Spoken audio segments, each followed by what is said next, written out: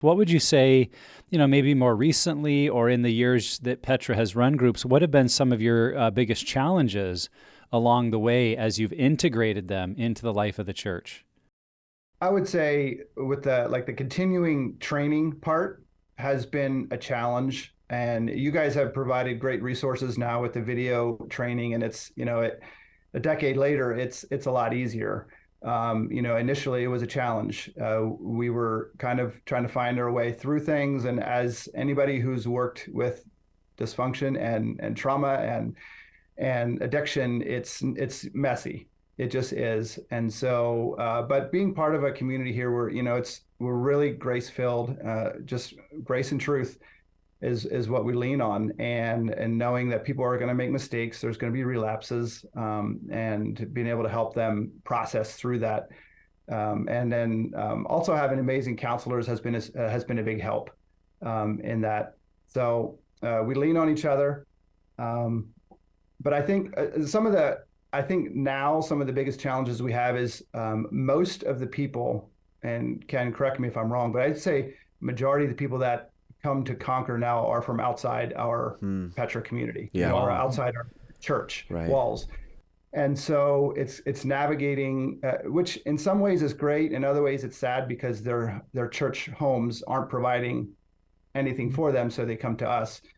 So we have become a resource regionally for this area, which is great. But it is a challenge to disciple other people, outside your church walls, and how do you work with them? And then also some of the other big challenges has been in working with marriages. You have a spouse who's experiencing a tremendous amount of freedom, and then you have the other spouse who's kind of locked in their own journey, and whether it's the husband or the wife, and that's a tricky one to work with. And I'll also add, for the women's groups, sometimes as women are waiting for groups, it can be a little bit of time. So one thing that we were able to do, because we have a counseling department here as well, is one of the counselors had been through the Betrayal and Beyond material, and she loves to lead groups. So she does it's a therapy group, but it's a 6-week betrayal group that takes some of the key themes. It's different material, but just some of those key themes that they'll be processing when they get to a Betrayal and Beyond group. And so that's really helped women have a place to go in between while they're waiting for Betrayal and Beyond. Sometimes they'll go on to do the Betrayal and Beyond. Sometimes that's enough. And now that we have the Sexual Integrity 101, that's also like another pathway for a place to start. So I just think having some more ways to help people as they're waiting for group it's been a challenge, but we're finding ways to do that. Another big challenge for us was during COVID.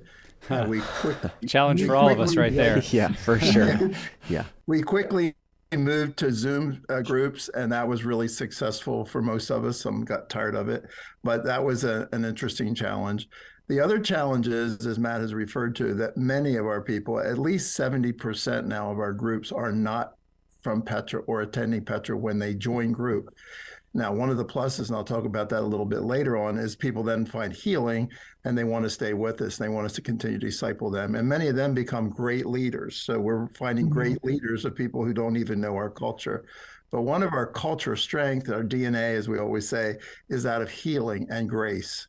And a lot of the people who come for healing, who come into our groups, have not experienced that. It's like they've been told, hey, can you go someplace else? We hear the Pastor Matt, Pastor Ken, they can help you over there. And they kind of turn them off to us.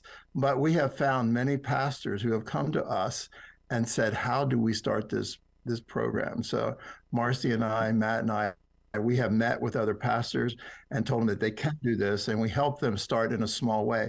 So I think last year we had 3 churches, maybe that was a previous year. We'll have 3 to 4 churches each year that come to us and ask for help. So we are multiplying church is also, and not just groups. So that's another way that we do expand ourselves as community. So that's a reward, but it's also challenging when it comes to time. Totally. But I mean, and that's the thing. I think what's so encouraging is that you guys are facing addiction, facing trauma head on, which are things that are not, it's like, I mean, we know discipleship practically is not a clean process. It's a messy one, but especially when you add stuff that's going on like trauma and addiction, that just amplifies everything else. So I think two things I'm encouraged by. One, that you guys you're running into it head on, saying this is something that we're going to prioritize.